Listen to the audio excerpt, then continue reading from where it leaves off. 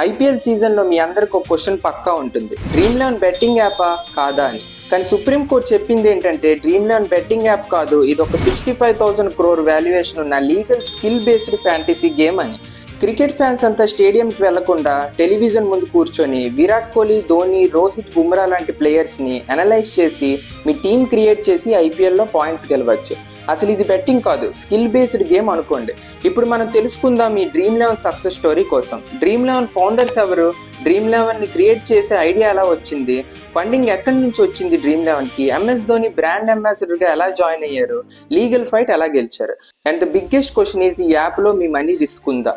Dream 11 ని 2008లో start చేశారు Harsh Jain and భవిష్యత్. హర్ష్ జైన్ ఎంబీఏ చేసి యుఎస్ నుంచి ఇండియాకి వచ్చారు.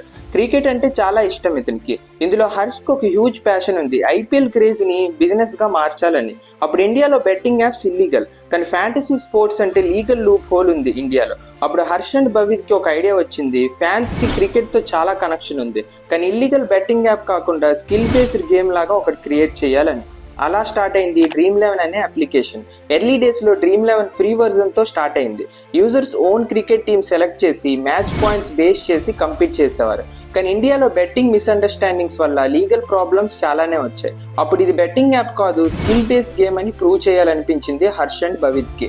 ఎందుకంటే డ్రీమ్ 11 బెట్టింగ్ యాప్ అని కన్ఫ్యూజ్ అయ్యేవారు ఇండియన్. 2012 వరకు ప్రాపర్ రెవెన్యూ రాలేదు, యూజర్స్ లిమిటెడ్ గానే ఉండిపోయారు.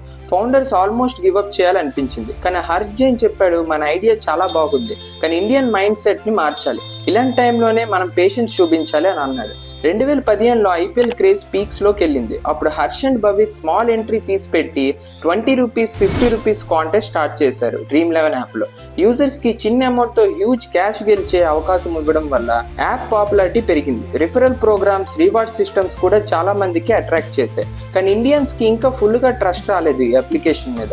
అప్పుడు dream 11 marketing team excellent advertisement strategies తో ఎంఎస్ ధోని, విరాట్ కోహ్లీ, రోహిత్ శర్మ లాంటి లెజెండరీ ప్లేయర్స్ తో అడ్వర్టైజ్మెంట్ చేయించారు.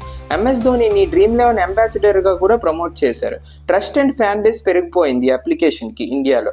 ఇది ఐపీఎల్ లో ఎక్సైట్మెంట్ తేవడానికి, ఫ్యాన్స్ కి ఎంగేజ్మెంట్ ఇవ్వడానికి కూడా చాలా హెల్ప్ చేసింది.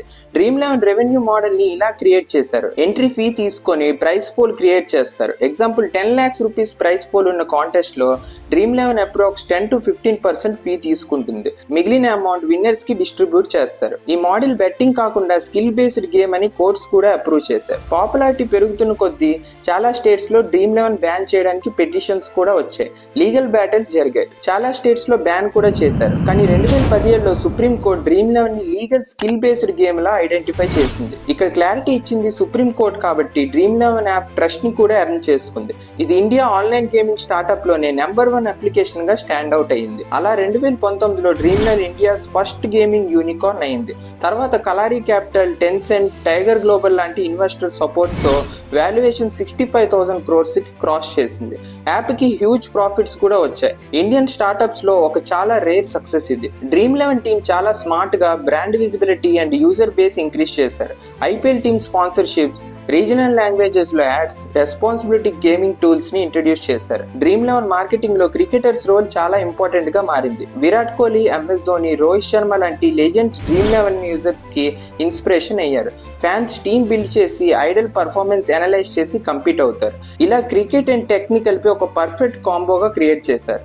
డ్రీమ్ 11 తో క్రికెట్ ఫ్యాన్స్ కి క్యాష్ ఎర్నింగ్ చేసే అవకాశం ఉంది, కానీ addiction, loss of money, young students financial problems కూడా ఉన్నాయి. కంపెనీ రెస్పాన్సిబుల్ గేమింగ్స్ ని ప్రమోట్ చేస్తుంది, కానీ చాలా మంది హ్యూజ్ అమౌంట్ ని లాస్ అవుతున్నారు. డ్రీమ్ 11 ఇకో సిస్టమ్ ఇండియాలో 20,000 crores ఫ్యాంటసీ స్పోర్ట్స్ ఇండస్ట్రీని క్రియేట్ చేసింది. తర్వాత మై 11 సర్కిల్, ఎంపీఎల్, గేమ్స్ లాంటి యాప్స్ కూడా ఫాలో అయ్యి మార్కెట్ గ్రో అవుతుంది. సో ఫ్రెండ్స్, ఇప్పుడు మీ టర్న్. డ్రీమ్ 11 బెట్టింగ్ యాపా లేదా స్కిల్ బేస్డ్ గేమా? మీ ఒపీనియన్ కామెంట్స్ లో చెప్పండి. ఈ వీడియో నచ్చిందంటే లైక్ చేయండి, ఛానల్ సబ్స్క్రైబ్ చేయండి, మీ ఫ్రెండ్స్ కూడా షేర్ చేయండి. జై శ్రీరామ్.